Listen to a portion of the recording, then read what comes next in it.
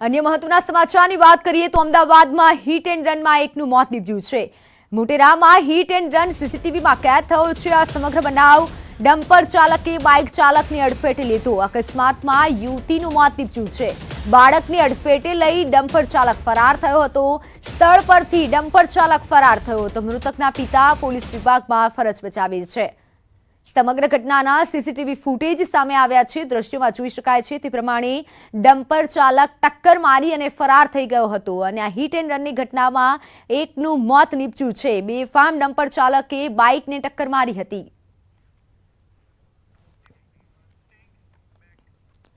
तो हवे वात करीए हिंदुत्व यात्रानी।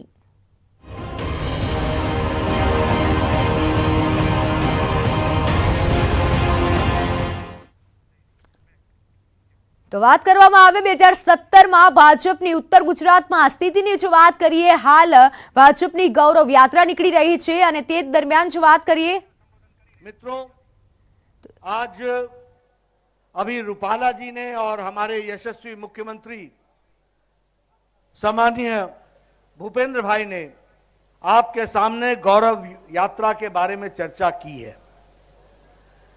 मैं आप लोगों से एक बात कहने आया हूं। मुझे यह सौभाग्य मिला है कि मैं गौरव यात्रा का श्री गणेश करूं। 5 स्थानों से यह गौरव यात्रा गुजरात में चलने वाली है। आज मैं द्वारका पीठ पर जाने वाला हूं, वहां से भी गौरव यात्रा का प्रारंभ करूंगा। कल हमारे भारत के गृह मंत्री अमित शाह जी आएंगे, वो 2 स्थानों से 3 गौरव यात्राएं प्रारंभ करेंगे।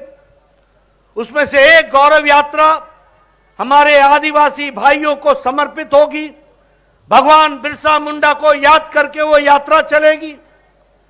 मैं इन तमाम यात्राओं के प्रारंभ में जो मुझे यहां सौभाग्य मिला है कि मैं इस यात्रा का प्रारंभ करूं, मैं अपनी ओर से आप सबको बहुत बहुत बधाई देता हूं और धन्यवाद देता हूं कि गुजरात के प्रदेश अध्यक्ष और उनकी टीम ने इस गौरव यात्रा को निकालने का निर्णय लिया। मित्रों, यह गौरव यात्रा कोई भारतीय जनता पार्टी की गौरव यात्रा नहीं है। यह यात्रा निकालने वाली भारतीय जनता पार्टी हो सकती है। यह गौरव यात्रा सिर्फ गुजरात की गौरव यात्रा नहीं है।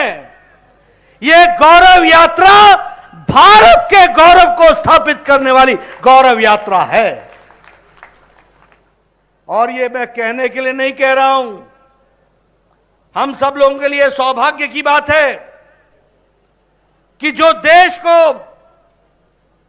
दुनिया के नक्शे पर फिर से पुनर्स्थापित करने के लिए, आत्मनिर्भर देश बनाने के लिए, विकसित भारत बनाने के लिए, सबका साथ, सबका विकास, सबका विश्वास, सबका प्रयास, सबको साथ लेकर के चलने वाला भारत जो आदरणीय प्रधानमंत्री नरेंद्र मोदी जी के नेतृत्व में देश आगे छलांग लगा रहा है, उस गौरव यात्रा की गंगोत्री गुजरात है। इस बात के लिए मैं आपको बधाई देना चाहता हूं।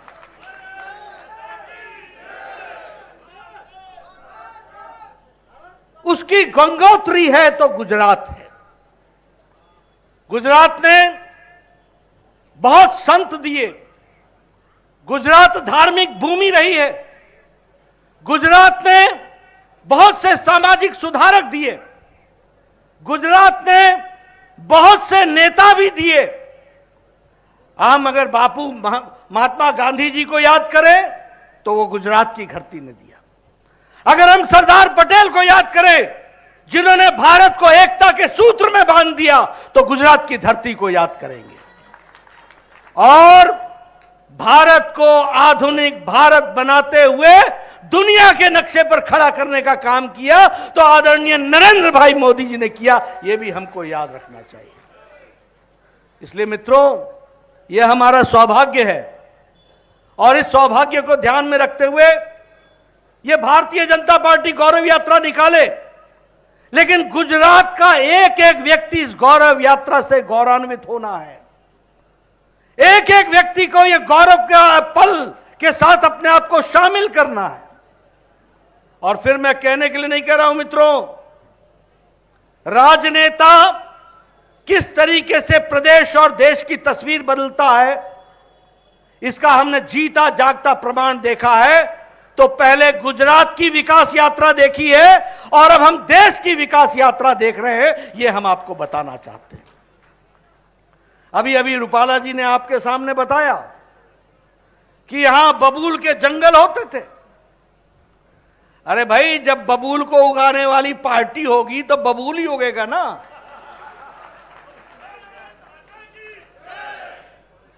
रोपे पेड़ बबूल का, आम कहां से होए। ये बबूल को लगाने वाले ही लोग तो थे। ये कांग्रेस पार्टी ने क्या किया सालों साल? भाई को भाई से लड़ाया, इलाके को इलाके से लड़ाया, जहां पानी चाहिए था वहां पानी नहीं दिया, जो विकास की यात्रा चलानी थी उसमें अटकाया, भटकाया, लटकाया। अब यह दीगर बात है कि खुद भी अटके हुए हैं, लटके हुए हैं और भटके हुए हैं। अब कांग्रेस पार्टी खुद अटक गई, खुद लटक गई, खुद भटक गई। लेकिन आदरणीय रूपाला जी ने जो सही है, एक तरफ ममता जी ने नैनो को ना कह दी और एक तरफ हमारे मोदी जी ने कहा वेलकम टू गुजरात, गुजरात में आपका स्वागत है। यह गुजरात की धरती ने विकास के नए आयाम स्थापित किए।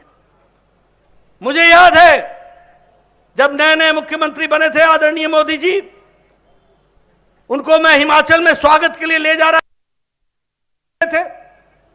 उस समय मोदी जी ने वहां उस दिग्विजय सिंह जो मध्य प्रदेश के मुख्यमंत्री थे उनको बुलाया था और उसी दिन सवेरे 8 बजे नर्मदा के पानी पर बातचीत करने की शुरुआत कर दी थी।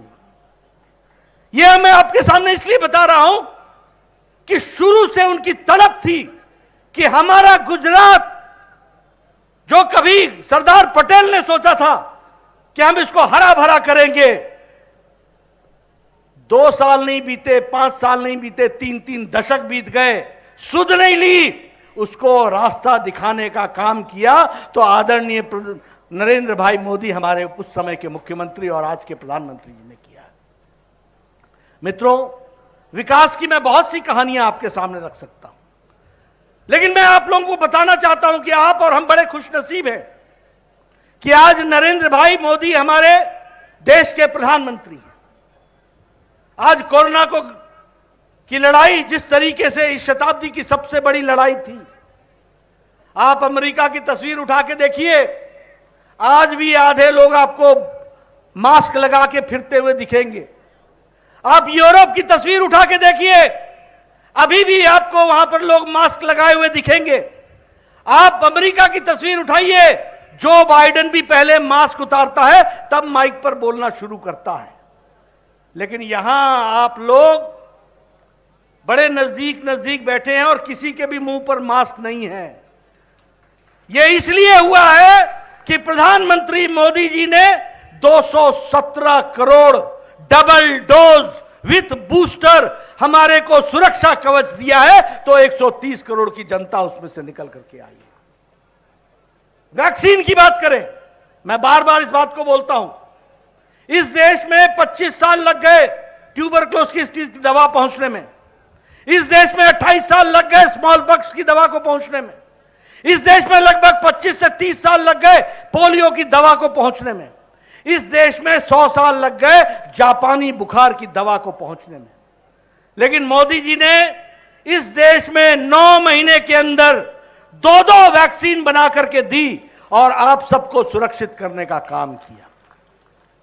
मित्रों, यह सरकार प्रोएक्टिव सरकार है, प्रो रिस्पॉन्सिबल सरकार है, प्रो रिस्पॉन्सिव सरकार है, लोगों के दुख दर्द को समझने वाली सरकार है। अभी आप देखिए, यूक्रेन में युद्ध हुआ, कोई देश था जिसने इस युद्ध को रुकवा करके अपने लोगों को लाने का प्रयास किया? कोई देश था? किसी देश ने भी इसकी कोशिश की?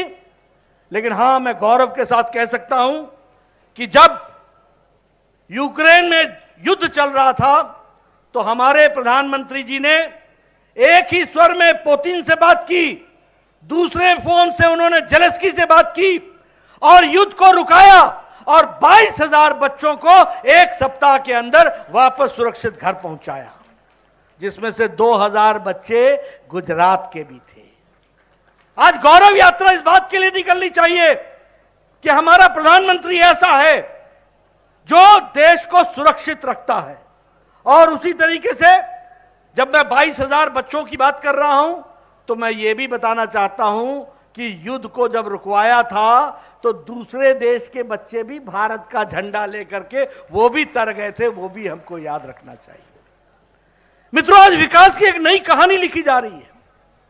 एक समय था यूपीए की सरकार में जब नेशनल हाईवे दिन भर में 12 किलोमीटर बनते थे, आज दिन भर में 37 किलोमीटर नेशनल हाईवे बन रहा है।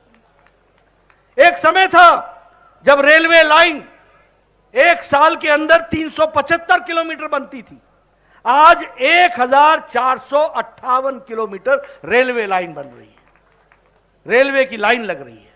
विकास के नए आयाम लिखे जा रहे हैं। हर दृष्टि से इस काम को आगे बढ़ाने का काम पकड़ा है। और मैं ये भी कहना चाहूंगा, जिस बात के बारे में चर्चा रूपाला जी ने की है, ये नैनो यूरिया, अगर गुजरात का कोई बच्चा इसका पेटेंट लेता है तो इसको भी गुजरात की धरती में प्रारंभ करके एक किसान की दृष्टि से यूरिया जगत में एक क्रांति लाने वाला काम चल रहा है। इसको भी हमको समझना चाहिए। और प्रधानमंत्री मोदी जी खुद इस बात की चिंता कर रहे हैं कि किस तरीके से इसको खड़ा किया जाए। एक समय में 27,000 करोड़ रुपए एग्रीकल्चर का बजट था, आज 1,24,000 करोड़ रुपए एग्रीकल्चर का बजट है। किसानों की दृष्टि से देखा जाए, आप बताइए, किसान सम्मान निधि आपको मिल रही है कि नहीं मिल रही है? किसान सम्मान निधि मिल रही है कि नहीं मिल रही है? मित्रों, एक समय में एक प्रधानमंत्री कहता था कि मैं 1 रुपया भेजता हूं तो 50 पैसे पता नहीं किस हाथ में चिपक जाते हैं। 85 पैसा, 85 पैसा कहां चिपक जाता है। आज मोदी जी ने 11 करोड़ किसान को शिमला के रिज मैदान से एक बटन दबा करके पूरे 11 करोड़ किसानों को 15 सेकंड के अंदर उनके खाते में 2-2 हजार रुपए पहुंचा दिए। यह बदलता भारत है, यह बदलती भारत की तस्वीर है। आप बताइए, जल जीवन मिशन में पानी आ रहा है कि नहीं आ रहा है? इंदिरा आवास योजना में लोगों को मकान पक्के मिल रहे हैं कि नहीं मिल रहे हैं? मित्रों, एक समय था एक अनार 100 बीमार, एक पंचायत में एक घर मिलता था। आज 3 करोड़ 86 लाख आवास प्रधानमंत्री आवास योजना के तहत दिए गए। आप बताइए, यहां एम्स राजकोट को मिला कि नहीं मिला? All India institute of medical sciences आया कि नहीं आया? वो क्यों आया? क्योंकि आपने गुजरात का गौरव बढ़ाया, मोदी जी को दिल्ली बैठाया और मोदी जी ने दिल्ली से all India institute of medical sciences आपको यहां तक पहुंचाया। यह भी हमको समझना होगा। इसलिए मित्रों, और एक ही all India institute of medical sciences नहीं पहुंचाया है, 22 मेडिकल कॉलेज पहुंचाए हैं, all India institute of medical sciences पहुंचाए हैं। आपके यहां 9 मेडिकल कॉलेज होते थे, 9 मेडिकल कॉलेज, आज 30 मेडिकल कॉलेज हैं, 30 मेडिकल कॉलेज। आपके यहां एमबीबीएस की सीट 1,000 होती थी, आज आपके यहां 6,000 साल में डॉक्टर निकलते हैं, 6,000। यह है बदलता गुजरात, यह है बदलती तस्वीर, जिसको हमको समझना होगा। अभी अभी हमारे प्रधानमंत्री जी यहां 3 दिन पहले महसाना में आए थे। उन्होंने पहला सोलर 24 घंटे चलने वाला गांव, उसका भी श्री गणेश किया। यह भी आपको ध्यान में आया होगा। यह सिर्फ सोलर का गांव नहीं है, यह महसाना को देश की और दुनिया की तस्वीर में अपने आप को स्थापित करने वाला है। मित्रों, मैं आपके सामने गुजरात के विकास की एक लंबी कहानी रख सकता हूं। मैं देश के विकास की एक लंबी कहानी रख सकता हूं। कहां कहां क्या क्या काम नहीं हुआ है। आप बताइए, पिछले 21 साल में गुजरात की तस्वीर बदल गई कि नहीं बदल गई? आज गुजरात नंबर 1 कई मामलों में खड़ा है। और अगर मैं कहूं कि उसको आगे बढ़ाने में आदरणीय मोदी जी ने जो नीतियों को आगे बढ़ाया है उसके कारण हुआ है, तो यह अतिशयोक्ति नहीं होगी। स्टार्टअप में गुजरात आगे, सोलर में गुजरात आगे, ईज ऑफ डूइंग बिजनेस में गुजरात आगे, पावर एनर्जी में गुजरात आगे, सरप्लस पावर रखने में गुजरात आगे, शिक्षा के दृष्टि से गुजरात आगे, एजुकेशन और हेल्थ के दृष्टि से गुजरात आगे है। इसलिए मित्रों, मैं आपका ज्यादा समय न लेता हुआ आपसे सिर्फ यह निवेदन करने आया हूं कि यह मोदी जी का संदेश, यह भूपेंद्र भाई का संदेश, यह हमारे सीआर पाटिल जी का संदेश, यह रूपाला जी का संदेश, इसको आप गांव-गांव, घर-घर पहुंचाइए कि आदरणीय मोदी जी के नेतृत्व में देश आगे बढ़ रहा है और गुजरात को आगे बढ़ते हुए हम लोगों ने देखा है। इसलिए यह गौरव यात्रा भारतीय जनता पार्टी की नहीं है, यह गौरव यात्रा गुजरात की है। यह गुजरात से भारत की गौरव यात्रा की कहानी है। हम जब गुजरात मॉडल लेकर के दिल्ली में बात करते हैं तो हमारे समझ में आता है कि गुजरात ने दुनिया को, देश को एक नई दिशा दी है और उस दिशा के वाहक आदरणीय प्रधानमंत्री मोदी जी रहे हैं। इसलिए ऐसी यात्रा के माध्यम से हम आगे बढ़े। इन्हीं शब्दों के साथ मैं अपनी बात को समाप्त करता हूं और गौरव यात्रा का प्रारंभ करता हूं। बहुत बहुत धन्यवाद। बहुत बहुत धन्यवाद साहब। प्रारंभ करे इससे પહેલે ભારતીય જનતા પાર્ટીની વિચારધારામાં કેટલાક મિત્રો જોડાઈ રહ્યા છે, એમને ખેસ પહેરાવીએ છીએ। બોડલાના ડેલિગેટ, વર્તમાન તેઓ ડેલિગેટ છે પહેલાજી ઠાકોર, ગોવિંદસિંહ સરપંચ, નુગરજી મથુરજી ઠાકોર। સંજયભાઈને વિનંતી એમની ટીમને ઝડપથી મંચ પર મોકલે। આ લઈ લેજો, ટોપીએ લઈ લેજો। ત્યાર પછી ઠાકોર બળદેવજી, ગલાબજી। તો હાલ જેપી નડ્ડા દ્વારા જે સંબોધન કરવામાં આવ્યું છે, નડ્ડાએ જણાવ્યું છે કે મહત્વનું જો વાત કરવામાં આવે તો આ ગૌરવ યાત્રા માત્ર ગુજરાતની નથી પરંતુ ભારતની છે અને ભારતે પ્રસ્થાપિત કરી રહી છે આ ગૌરવ યાત્રા। ચૂંટણી પહેલા હિન્દુત્વની આ રથયાત્રા છે અને આપ જોઈ રહ્યા છો 5 જગ્યાએ, રાજ્યમાં 5 જગ્યાએ આ ગૌરવ યાત્રા નીકળશે। સૌરાષ્ટ્ર, મધ્ય ગુજરાત અને દક્ષિણ ગુજરાતમાં આ યાત્રા નીકળવાની છે। ત્યારે જેપી નડ્ડા દ્વારા સંબોધન કરવામાં આવ્યું છે।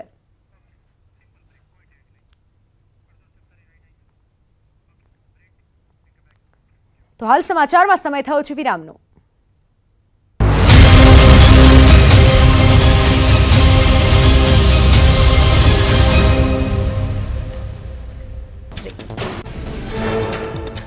અરવલ્લી જિલ્લામાં ધુમ્મસભર્યું વાતાવરણ સર્જાયું। રસ્તાઓ પર વિઝિબિલિટી